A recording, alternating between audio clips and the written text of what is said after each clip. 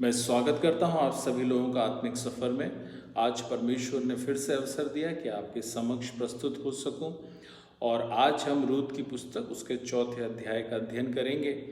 और आज हम रूत की पुस्तक के अंतिम अध्याय के मनन के बाद इस पुस्तक के अध्ययन को समाप्त करेंगे। और मैं परमेश्वर का धन्यवाद देता हूँ इन मननों के द्वारा और बहुत सारे अध्ययनों के द्वारा कुछ मोती आपने बीने होंगे और उनसे आप अपने जीवन में बड़ी गहराई परमेश्वर के वचन की जानने पाएंगे और देखने और समझने पाएंगे। मैं उन हर एक का धन्यवाद करता हूं जो नियमित रूप से आत्मिक सफ़र के वीडियोस देखते हैं, उन्हें सुनते हैं और हमेशा मुझे अप्रिशिएट करते हैं। मैं आप सब के लिए परमेश्वर का धन्यवाद करता हूं और आप सबका धन्यवाद करता हूं। अपने प्रेम को यूं ही निरंतर बनाए रखिए और हम निरंतर यूं ही परमेश्वर के वचन का मनन और उसका स्तुति गान कर सकें। इस दरमियान छोटे छोटे वीडियोस मुझे समय मिला तो मैं कुछ गीतों को हाई पिच के आपके बीच में लेकर आ सका। ये सब कार्य भी निरंतर इस चैनल के मार्फत आगे बढ़ते रहेंगे। जैसे परमेश्वर का वचन अगुवाई करेगा, जैसे परमेश्वर का आत्मा अगुवाई करेगा, उस रीति से हम अपने इस चैनल में अध्ययन, मनन और उसकी आराधना के इस भाव को निरंतर आगे बढ़ाते रहेंगे। रूत की पुस्तक और उसका चौथा अध्याय, और इस अध्याय में बहुत खूबसूरत अध्याय है और पूरा समराइज्ड मैं आपको स्टडी देना चाहूँगा। बहुत सारे खूबसूरत पॉइंट्स हैं, लेकिन समय की अवधि के कारण, क्योंकि हमारा मानना है कि हम छोटे से कैप्सूल फॉर्मेट में जितना मनन और चिंतन हम कर सकते हैं उतना हम करेंगे। बाकी पवित्र आत्मा आपको सिखाएगा और आपको बताएगा कि परमेश्वर के वचन की कितनी गहराई है और उसमें कितनी सुंदर बातें हैं। और मैं आपको इस बात के लिए प्रोत्साहित करूंगा कि आप इन अध्ययनों और मननों को अपने जीवन में जब आप रोज़ करेंगे, परमेश्वर से आशीषित होंगे और परमेश्वर आपको अपने बातों से नवाजेगा। आप ना केवल खुद ब्लेस्ड होंगे लेकिन दूसरों को भी ब्लेस्ड कर सकेंगे। और यहाँ पर हम रूत और बोअज के विवाह को देखते हैं। हर संघर्ष के बाद एक विराम आता है और परमेश्वर के दया से, परमेश्वर की कृपा से आशीष का समय आता है। रूत की बेनूर जिंदगी में भी, नओमी की बेयास जिंदगी में भी परमेश्वर ने अपनी उन्नति और आशीष उनके जीवनों के ऊपर रिलीज की। क्यों? क्योंकि वो परमेश्वर के लिए अपने जीवन में फर्मेबरदार रहे।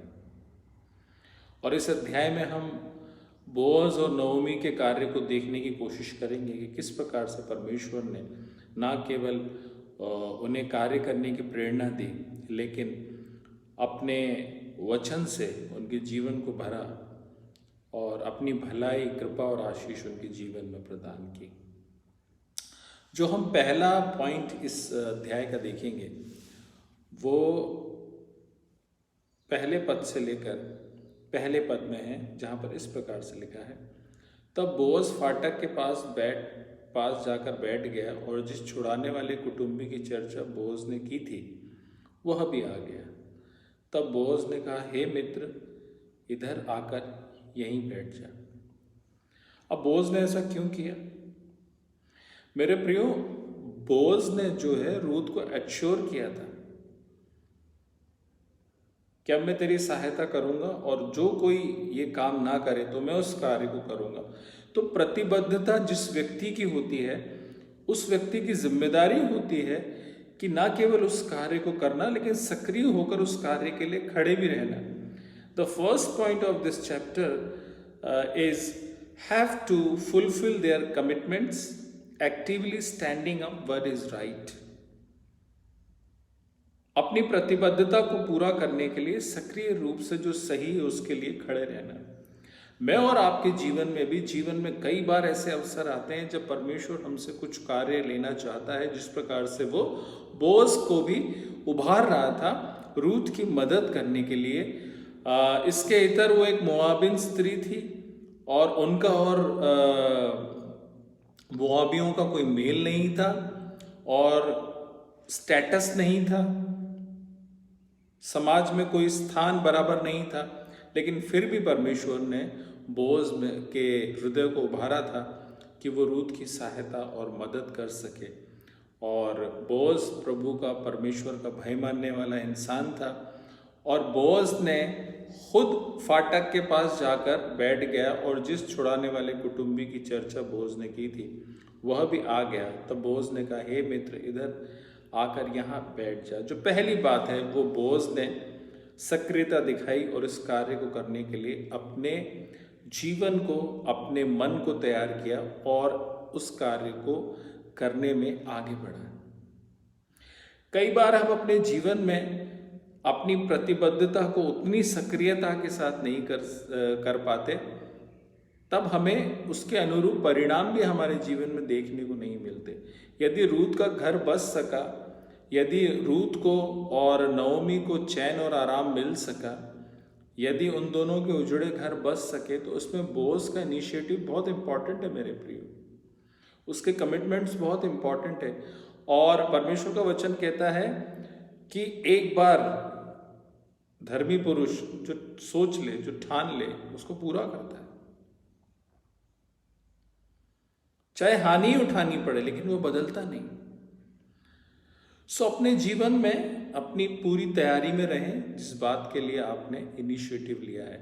मैं आपको एक बहुत सुंदर उदाहरण दूंगा जो दूसरा राजा उसका 4वां अध्याय और उसके 8वें पद में पाया जाता है कि किस प्रकार से दाऊद ने परमेश्वर का भवन बनाने के लिए इनिशिएटिव लिया, लेकिन जब उसे पता चला कि तू ये भवन नहीं बनाने पाएगा, तेरा बेटा ये भवन बनाने पाएगा, तो परमेश्वर ने जब उसे इस बात को प्रकट किया तो वो जान गया कि वो भवन नहीं बनाने पाएगा, लेकिन उसने अपनी उस तैयारी को बंद नहीं किया।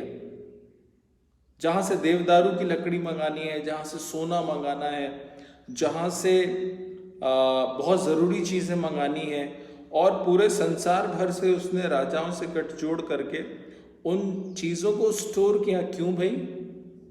आप तो रहेंगे नहीं, आप उसका भवन बनाएंगे नहीं।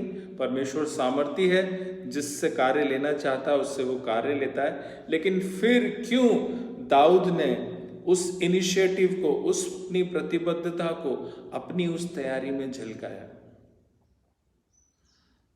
और उसने कहा सुलेमान तो अभी छोटा है, ना समझ है, वो नहीं समझता है। इसके लिए उसने पूरी तैयारी की कि परमेश्वर का भवन बन सके। ना केवल तैयारी की, लेकिन वो अपने आखिरी अभिभाषण में सुलेमान को समझाता है जो भी नक्शे हैं किस प्रकार से बनाई जाएंगी और कैसे उसका वृतांत होगा, और जो भी सारी बातें हैं वो सुलेमान को बताता है। यदि आप अपने जीवन में किसी बात के लिए प्रतिबद्ध हैं तो आप उसके लिए सक्रिय भी रहेंगे। You are in action. और यदि आप किसी बात के लिए सक्रिय नहीं हैं, यदि आप किसी बात के लिए अपनी सुप्त अवस्था में हैं, तो हम एक्शन में नहीं रहेंगे, हम सक्रियता में नहीं रहेंगे। जब हम सही के लिए खड़े नहीं रहेंगे तो हम उन बातों को अपने जीवन में पूरा नहीं कर सकते जो बातें परमेश्वर हमारे जीवन से लेना चाहता है। यदि उसने बोअज के जीवन से उस कार्य को लिया तो बोअज की पूरी सक्रियता थी, और जो सही था उसके लिए खड़े रहने की उसने जो सक्रियता दिखाई वो बहुत खूबसूरत है। परमेश्वर को भाता है ऐसा इंसान जो बोलता है वो पूरा करता है।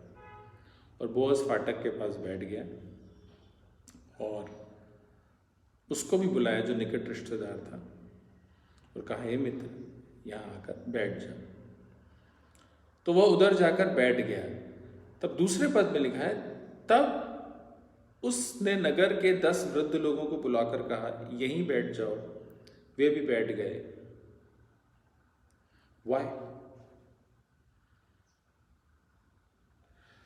जब बोअज अपने जीवन में अपनी उस प्रतिबद्धता को पूरी जिम्मेदारी के साथ पूरा करना चाहता है और उसके लिए प्रयासरत है, तो बोअज ने 10 वृद्ध लोगों को बुलाया। और ये बहुत जरूरी है आपकी लाइफ में। The consent and advice of older people is important for our guidance.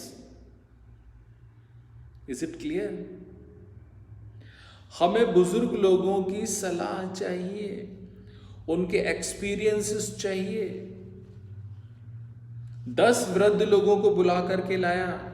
हम अपने जीवन में, अपने कलीसियाई जीवन में, अपने निजी जीवन में, हमारे जीवन से हम वृद्ध लोगों को तिरस्कृत करते हैं, उनके एक्सपीरियंसेस को अपने जीवन में नहीं लेते हैं।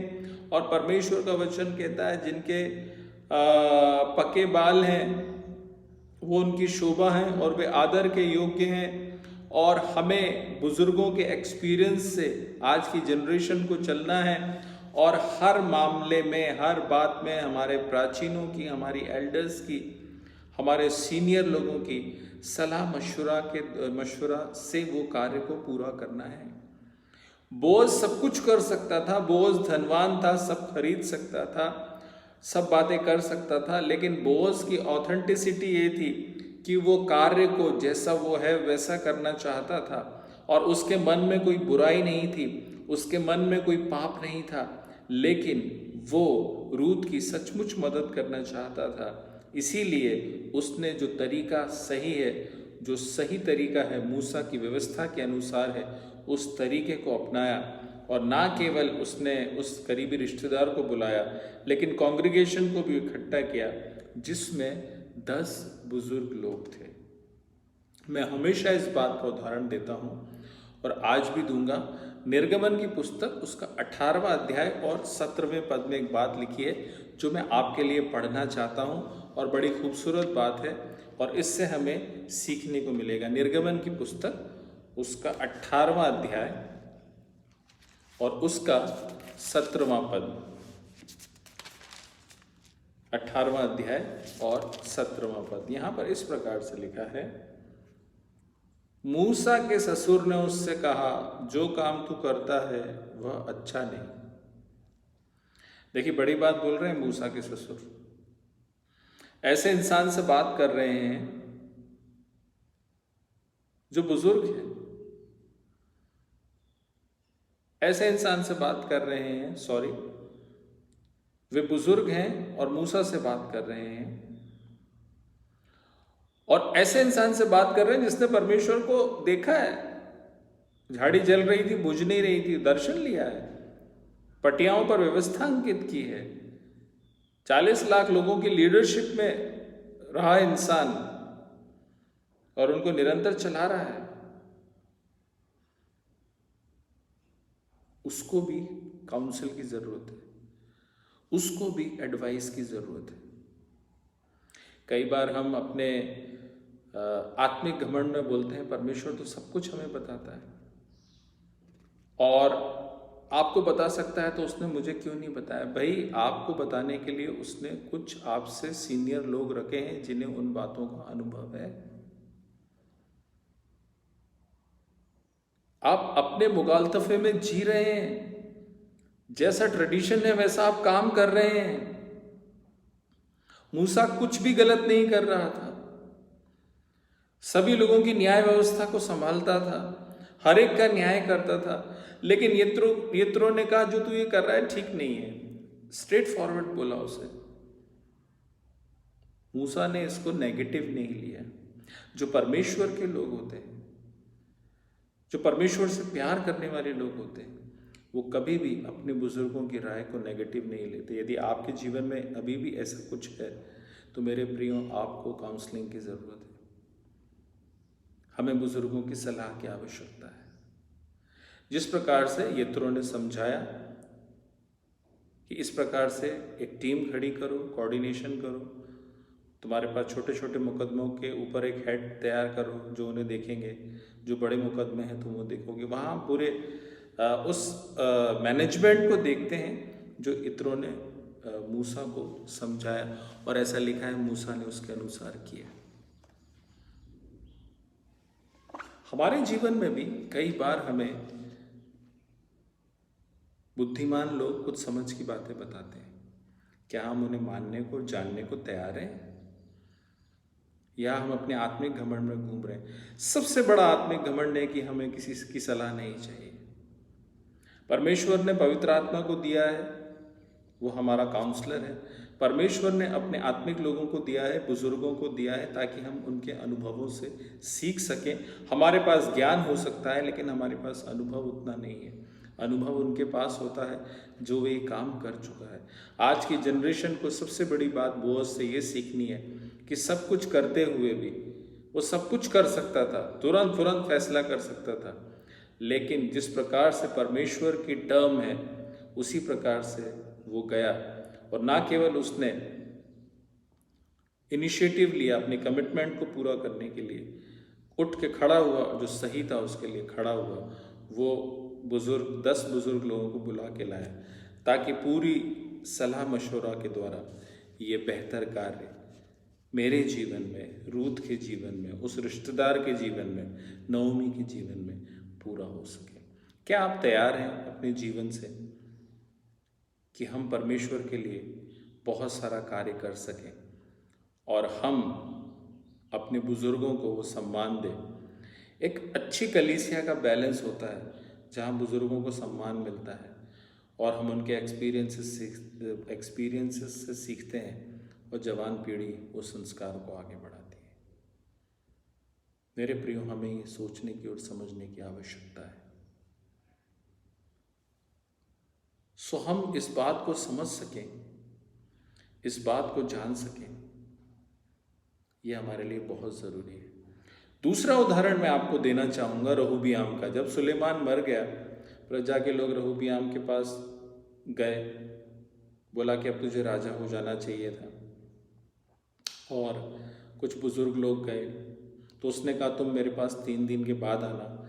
अच्छी बात है, इम्पल्सिव डिसीजन नहीं लिया, एकदम नहीं लिया, लेकिन 3 दिन के बाद उनको बुलाया और बुजुर्गों ने उसको समझाइश दी कि तू राजा है, नम्रता के साथ प्रजा के साथ पेश आ। जब तू इनके दिल जीतेगा, तू राजा है कि तेरी प्रजा है, जब तू इनके दिल में घर बनाएगा तो ये तेरा कहना मानेंगे।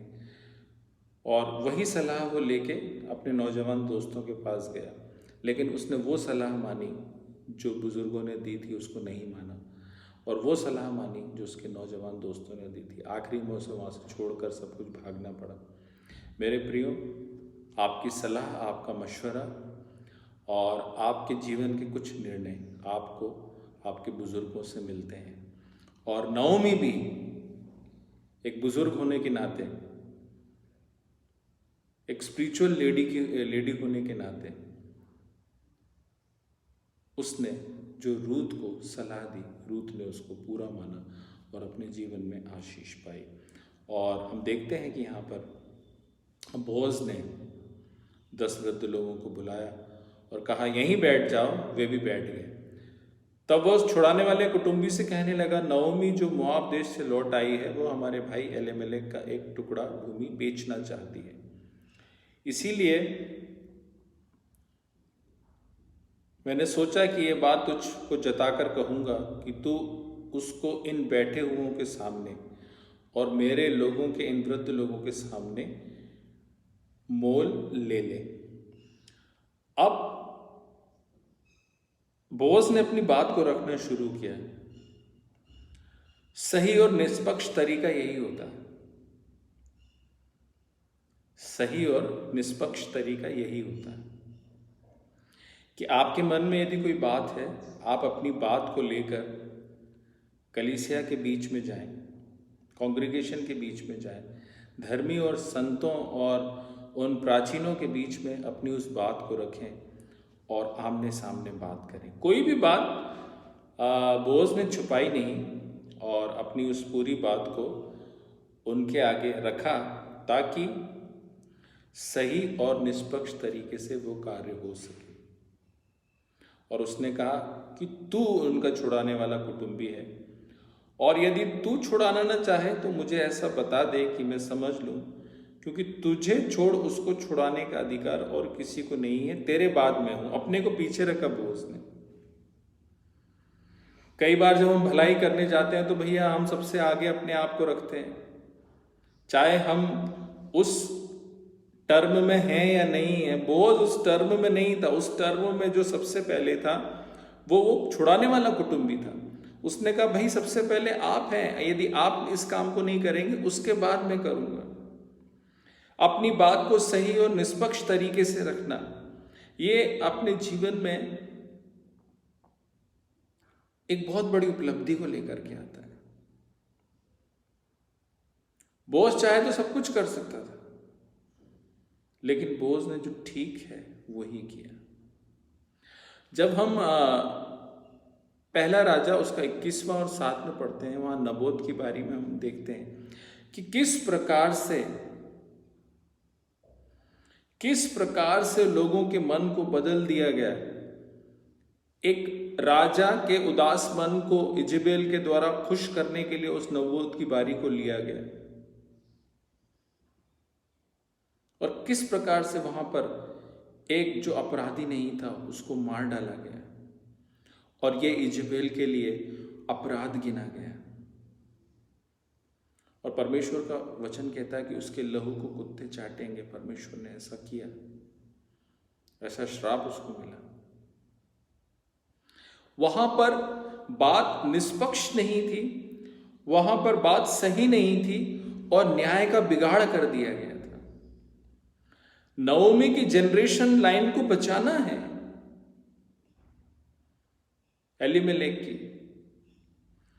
रूत का घर बसाना है, सही काम करना है, लेकिन सही तरीके से करना है। जैसा परमेश्वर का वचन कहता है उस कार्य को हमें उस रीति से करना है। और बोझ उस कार्य को बड़े निष्पक्ष तरीके से कर रहा है। वो कह रहा है मुझसे पहले तेरा अधिकार है। शुरू से मदद करने वाला बोझ, उनको मोटिवेट करने वाला बोझ, ब्लेसिंग देने वाला बोझ, गाइड करने वाला बोझ, लेकिन उसके मन में अभी तक रूत के लिए वो भाव नहीं है, वो प्रेम नहीं है, वो शारीरिक प्रेम नहीं है, वो अभिलाषा नहीं है उसके प्रति। वो सचमुच में उसकी भलाई करना चाहता है, लेकिन न्याय संगत भलाई करना चाहता है, निष्पक्ष भलाई करना चाहता है, धार्मिकता के साथ करना चाहता है, सब लोगों के सामने खुलेआम पूरी बात को रखना चाहता है। अपने जीवन में वो इस कार्य को करना चाहता है, लेकिन सही और निष्पक्ष तरीके से। हमारे जीवन में भी भलाई के कई अवसर आते हैं।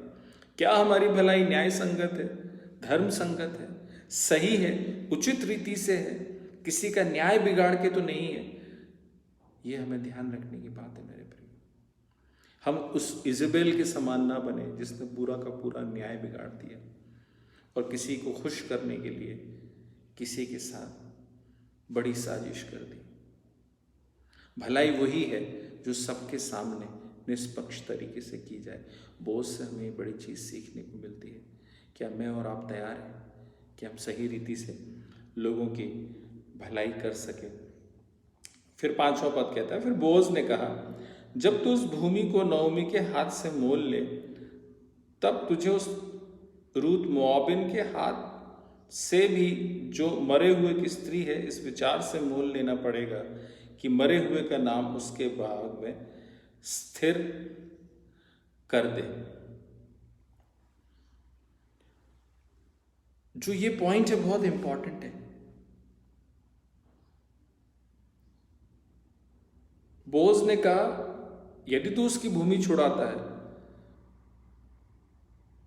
तो तुझे उस मरे हुए की स्त्री को भी के साथ भी उसको अपने साथ जोड़ना पड़ेगा और उसके साथ विवाह करना पड़ेगा, ताकि इस विचार से मोल ले कि उसका नाम जो है उस भाग में स्थिर कर दिया जाए। Think broadly and take your decisions for the good. जब हम किसी की भलाई करने के लिए अपने जीवन को आगे बढ़ाते हैं, अपने जीवन में एक स्टेप आगे लेते हैं, एक्टिव होते हैं, हम सचमुच में भलाई करना चाहते हैं, and now we are the eligible for that goodness, लेकिन हमें ब्रॉडली सोचना है और इस कुटुंबी के पास वो अधिकार था कि वो जमीन भी बोल लेता और रूत के साथ भी विवाह करता, लेकिन उसने उस आत्मिक सोच को मार दिया। जब हमारे जीवन में इनिशिएटिव लेने का टाइम आता है, जब हमारे जीवन में एक्टिव होने का टाइम आता है, जब हमारे जीवन में हमें किसी की मदद करने का समय आता है, तब हम एक्टिवली स्ट्रांग क्यों नहीं होते मेरे प्रियो? मैं आपको बता दूं, यदि आप किसी की मदद कर सकते हैं और आपने नहीं की, आशीष रुक जाएगी। कुछ आशीषें अभी भी आपकी रुकी हुई हैं सर, कुछ आशीषें अभी भी आपकी रुकी हुई हैं सिस्टर, कुछ आशीषें आपकी रुकी हुई है अंकल, कुछ आशीषें आपकी रुकी हुई है आंटी। Think broadly.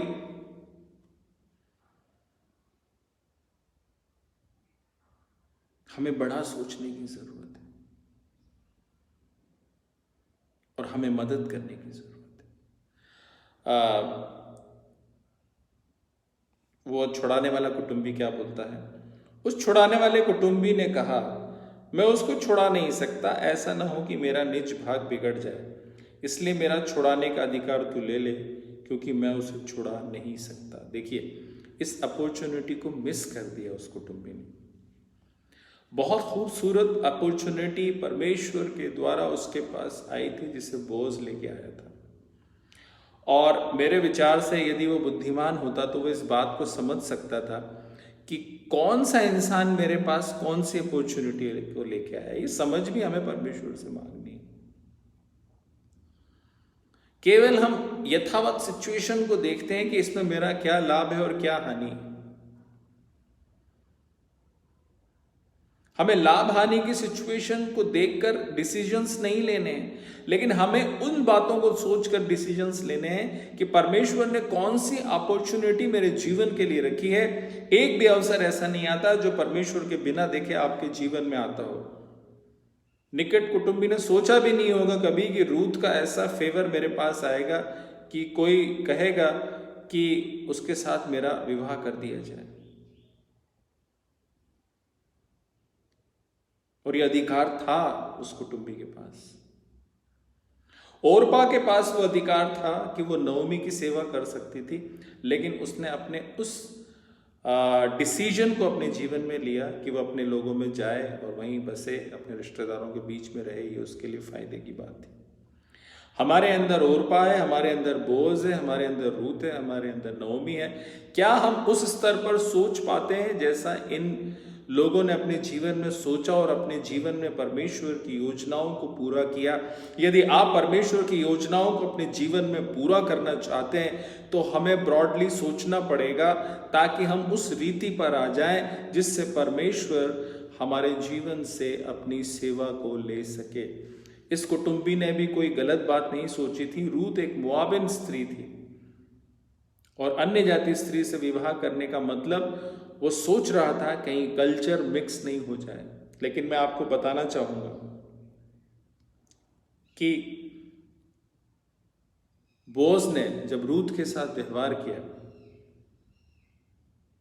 तब बोज को रूथ के बारे में सब कुछ पता चला और बोज ने उसकी मदद करना शुरू किया। आप अपने डिसीजंस पे स्ट्रांग रह सकते हैं, लेकिन जब तक आप व्यवहार नहीं करेंगे आपको लोगों के बारे में पता कैसे चलेगा? हम बंद कमरों में परमेश्वर की सेवा नहीं कर सकते। आज भी कलीसिया में बहुत सारे लोग आते हैं जिनसे हम नहीं मिलते हैं। हम स्टेटस के हिसाब से मिलते हैं, हम ग्रुप्स के हिसाब से मिलते हैं। है कोई इंतजार कर रहा है आपका कि आप बड़ी सोच के द्वारा उसके जीवन में एक अच्छी मदद परमेश्वर के द्वारा उसके जीवन को बदल सके, कर सके। मेरे प्रिय, बोज ने रूथ के साथ व्यवहार किया था। बोज रूथ को जानता था और यह भी जानता था कि रूथ अपना सब कुछ छोड़कर यहोवा परमेश्वर के आगे अपने जीवन को उसने समर्पित किया है। रूथ की टेस्टमनी है। अगर हम 3 अध्याय में पढ़ेंगे, वहां पर इस प्रकार से लिखा है, तो सच ही तो कहती कि मैं तेरा कुटुंबी हूं और ये सब लोग जानते हैं कि तू कैसी भली स्त्री है।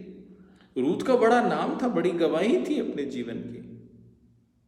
इन सब बातों पे उस निकट कुटुंबी ने ध्यान नहीं दिया और एक डिसीजन को लिया।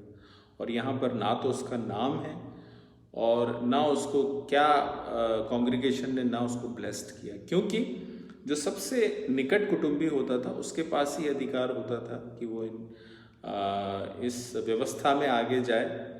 चूंकि इसके मना करने के बावजूद बोस को आना पड़ा और उस अधिकार को लेना पड़ा, सो बोस के निर्णय ने उसके जीवन में आत्मिक आशीषों को भरा और कॉन्ग्रीगेशन ने उससे ब्लेसिंग्स दी। उस निकट कुटुंबी को ब्लेसिंग्स नहीं मिली। वो एक रिचुअल है, जूती उतारता था, जूती उतारना पड़ती थी और बहुत सारी चीज़ें वहाँ पर लिखी हैं, हम पढ़ सकते हैं। वो सब करना पड़ता था। यदि आप मना कर दें तो ये बहुत बुरा माना जाता था कि इस निकट कुटुंबी ने कोई मदद नहीं की। कॉन्ग्रीगेशन इसको बड़ा विचित्र तरीके से लेता था, क्योंकि सबके वहाँ पर भाग बटे हुए थे, सबको मालूम था किसका कितना हिस्सा है, क्या है। और उसके बावजूद भी यदि कोई ऐसा ना करे, हमें दूर न जाना पड़े, हमारा भाग नहीं बिगड़ जाए, हमारी जनरेशन लाइन डिस्टर्ब नहीं हो, तो जो सबसे निकट कुटुंबी था उसको ये अधिकार था। और जब कोई उस अधिकार का प्रयोग ना करे तो बड़े विचित्र तरीके के रिचुअल्स थे जो उन्हें निभाने पड़ते थे। और वहाँ पर लिखा है कि मनुष्य अपनी जूती उतार के दूसरे को देता था और ये बातें इसी रीति से प्रमाणित होती थी। और जो कोई मान लेता था उसको ब्लेसिंग्स मिलती थी। So those decisions fill his life with true blessings. इस निर्णय ने बोज के जीवन में बड़ी आशीषों को दिया। और वहां पर लिखा है कि तब फाटक के पास, 11वां पद, समय की कमी के कारण मैं आपको पूरा नहीं पढ़ रहा हूं। तब फाटक के पास जितने लोग थे उन्होंने और वृद्ध लोगों ने कहा, हम साक्षी हैं, यह जो स्त्री तेरे घर में आती है उसको यहोवा इज़राइल के घराने की 2 उपजाने वाली राहेल और लिया के समान करे, और तू एप्राता में वीरता करे और बैतलहम में तेरा बड़ा नाम हो। और जो संतान यहोवा इस जवान स्त्री के द्वारा तुझे दे उसके कारण तेरा घराना पेरेस का सा हो जाए, जो तामार से यहूदा के द्वारा उत्पन्न हुआ है। बड़ी ब्लेसिंग्स बोअज को मिली। तू एप्राता में वीरता करे और बैतलहम में तेरा बड़ा नाम हो, और इस स्त्री के जो भी बच्चा होगा, जो संतान यहोवा इस जवान स्त्री के द्वारा तुझे देगा, उसके कारण तेरा घराना पेरेस का सा हो जाए। मतलब तेरी जनरेशन लाइन हमेशा फलवंत होती रहेगी। और हम जानते हैं कि रूत जो दाऊद की परदादी थी, और उसी जनरेशन लाइन से यीशु मसीह इस दुनिया में है। ह्यूज ब्लेसिंग्स, ट्रू ब्लेसिंग्स परमेश्वर आपको देने जा रहा है। और ये डिपेंड करता है कि आप क्या निर्णय लेते हैं, क्या काम करते हैं, किस रीति से अपने जीवन में आगे बढ़ते हैं। ओरपा का डिसीजन भी आपके पास सामने है, बोअज का डिसीजन भी आपके सामने है, नओमी के डिसीजन भी आपके सामने है, और रूत के डिसीजन भी आपके सामने। आप किस निर्णय पे अपने जीवन को आगे बढ़ाना चाहेंगे?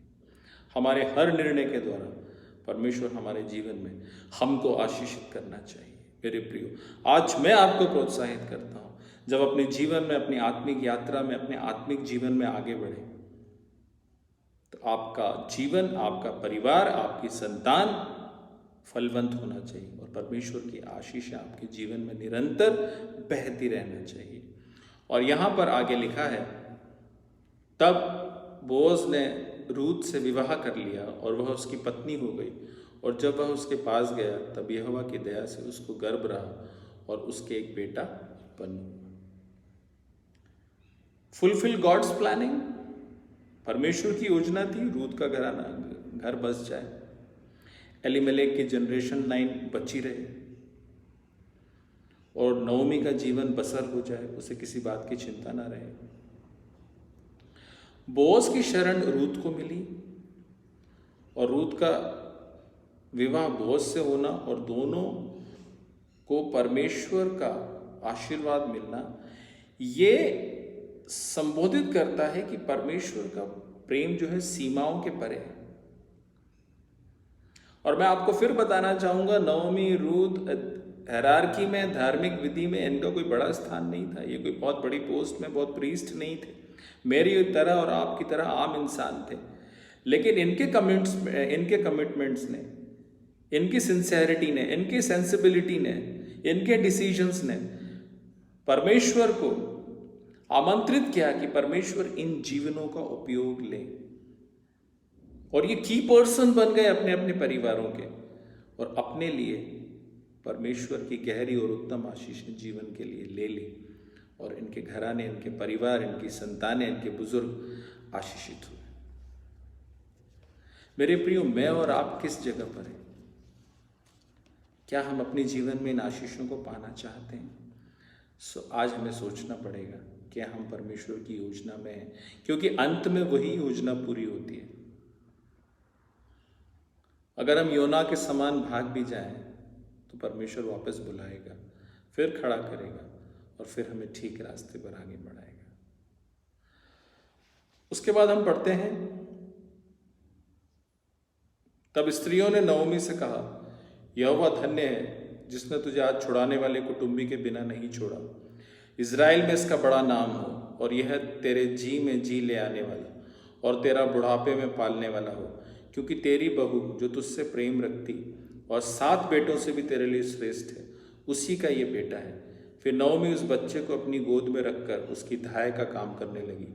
और उसकी पड़ोसियों ने यह कहकर, नवमी के एक बेटा उत्पन्न हुआ है, लड़के का नाम ओबेद रखा। यिशै का पिता और दाऊद का दादा वही हुआ। Navami be blessed with happiness and comfort from God. और दूसरा, Navami get a new purpose. Navami को परमेश्वर ने आराम दिया और आनंद दिया, और सारी स्त्रियां जो है नवमी को आशीर्वाद दे रही है। एक समय वो था जब नवमी बैतलहम आई थी, तो उसने कहा, मुझे नवमी क्यों कहते हो, मुझे मारा कहो। And really she accepted. उसने पूरे कांग्रीगेशन के सामने एक्सेप्ट किया कि मेरी गलती की वजह से परमेश्वर ने मुझे छूछे हाथ कर दिया, भरी पूरी गई थी। परमेश्वर हमारी हानि को लाभ में बदलने वाला परमेश्वर है, हमारी पूरी हानि भरने वाला परमेश्वर है। और ये समय था जब परमेश्वर ने नवमी के जीवन में उसकी हानि को भरा। नवमी का जीवन खुशियों से भरना, और उसके जीवन में एक नया उद्देश्य परमेश्वर की दया को बताता है कि परमेश्वर लाइफ को फिर से रिस्टोर करता है। यशायाह नबी की पुस्तक में लिखा है, जैसे यिशै के ठूंठ में से एक डाली निकली, वैसे ही यीशु मसीह का इस दुनिया में आना हुआ। परमेश्वर हमारी बर्बाद जिंदगियों को अपनी आशीषों से भरना चाहता है। परमेश्वर हमारे जीवन को महकाना चाहता है। परमेश्वर हमें एक उद्देश्य देना चाहता है, चाहे हम उम्र के किसी भी पड़ाव में क्यों ना हो। परमेश्वर हमारे जीवन में कार्य करना चाहता है। मेरे प्रियो, क्या आप और मैं तैयार हैं कि हम उन कार्यों को कर सकें? नवमी के जीवन में नवमी ने बड़ा कष्ट उठाया। उम्र के इस दौर में भी परमेश्वर के पास जब वो आई, परमेश्वर ने उसे एक नए दर्शन से, एक नए उद्देश्य से और अपनी अनगिनत आशीषों से भर दिया। क्या वो मुझे और आपको नहीं भर सकता? तो भर सकता है। क्या आप तैयार हैं? उसके भरण पोषण के लिए रूथ का उपयोग करना। ओबेद नवमी के लिए बहुत आराम और आशा का स्रोत बना, क्योंकि वह परिवार की वंशावली को आगे बढ़ाएगा। परमेश्वर की योजनाएं हमारी योजनाओं से बड़ी होती हैं। परमेश्वर की योजनाएं हमारी योजनाओं से बड़ी होती हैं। मेरे प्रियो, वो मट्टी से भी, राख के ढेर से भी बड़े सुंदर जीवन बनाता है। नवमी को एक पर्पस मिल गया। और मैं आज विशेष तौर पर बुजुर्ग लोगों को ये बोलना चाहता हूँ, जो आगे के जनरेशन के छोटे छोटे बच्चे हैं ना, ये आपके लिए एक पर्पस बन जाए। अभी आप बूढ़े सोचते हैं, यदि आप सोचते हैं उम्र के इस दौर में हैं, यदि आप सोचते हैं कि अभी हमारी उम्र हो गई है, तो आपकी सोच और परमेश्वर की सोच मेल नहीं खाती है। हमें अभी सोचना है कि हमें बहुत काम करना है, हमें परमेश्वर के लिए अपने जीवन में आगे बढ़ना है, और जो परमेश्वर उद्देश्य जो हमारे जीवन में दे, उस उद्देश्य को हमें अपनाना है और आगे बढ़ना है। ओबेद की परवरिश पूरी नवमी के ऊपर आ गई। और नओमी उसकी परवरिश करने लगी। और लिखा है जब रूत ने ओबेद को डिलीवर्ड किया तो नओमी जो है रूत के लिए धाय का काम करने लगी, उसके लिए नर्स का काम करने लगी। नर्स का काम जो है, धाय का काम स्पेशली माताएं करती हैं। यदि शादी होने के बाद पहली डिलीवरी हो तो महिलाएं अक्सर अपने मायके जाती हैं, लेकिन इन दोनों के अटूट प्रेम ने इनको सास और बहू से माँ और बेटी बना दिया। मेरे प्रिय, दोनों एक दूसरे से बहुत प्यार करती थी। और जब स्त्रियों ने आशीर्वाद दिया तो ये कहा रूत के लिए कि 7 बेटों से भी श्रेष्ठ ये बहू रूत है तेरे लिए, ये उसी का बेटा है। जब हम अपने जीवन को मृत्यु की घाटी से, परिश्रम से, कई ऑब्स्टेकल से आगे बढ़ाते हैं, अपने जीवन में टेस्टमनी को बरकरार रखते हैं, डिसीजंस लेते हैं, इनिशिएटिव लेते हैं और सही रीति से परमेश्वर के आगे अपने जीवन को समर्पित करते हैं, ना केवल परमेश्वर लेकिन कांग्रीगेशन भी हमको आशीर्वाद देता है। हमारे काम ऐसे हों कि ना केवल परमेश्वर के आगे लेकिन कांग्रीगेशन के भी आगे हमारी एक उत्तम गवाही को बनाने वाले बने। हमारे अंदर ही बोअज है, हमारे अंदर ही रूत है, हमारे अंदर ही नओमी है, हमारे अंदर ही ओरपा है और हमारे अंदर ही वो रिश्तेदार है। निर्णय आपके पास है कि आपको किस रीति से आगे बढ़ना है और किस निर्णय में आगे बढ़ना है। मैं आपको प्रोत्साहित करूंगा कि आप हमेशा परमेश्वरोक्त निर्णयों को अपने जीवन में आगे लें, जो परमेश्वर आपके जीवन से चाहता है, जो परमेश्वर ने जिस चीज के लिए आपको बनाया है, जो योजनाएं परमेश्वर ने आपके जीवन के लिए रची हैं, जब वो आपके सामने रेवलेट होती हैं, प्लीज आप उन योजनाओं का भाग बनिए, उन योजनाओं में आगे बढ़िए। आज इस रूत की पुस्तक को हम यहीं पर पूरा कर रहे हैं, इसलिए ये वीडियो थोड़ा बड़ा बना है, लेकिन आगे हम फिर से नए अध्ययनों में आगे बढ़ेंगे। परमेश्वर आप सबको बहुतायत से आशीष प्रदान करे, आनंद प्रदान करे और जो आशीषें बोअज, नओमी, रूत के जीवन में बही वो आपके जीवन में बहने वाली बने। और मिलते हैं हम नेक्स्ट वीडियो में, तब तक के लिए जय मसीह की।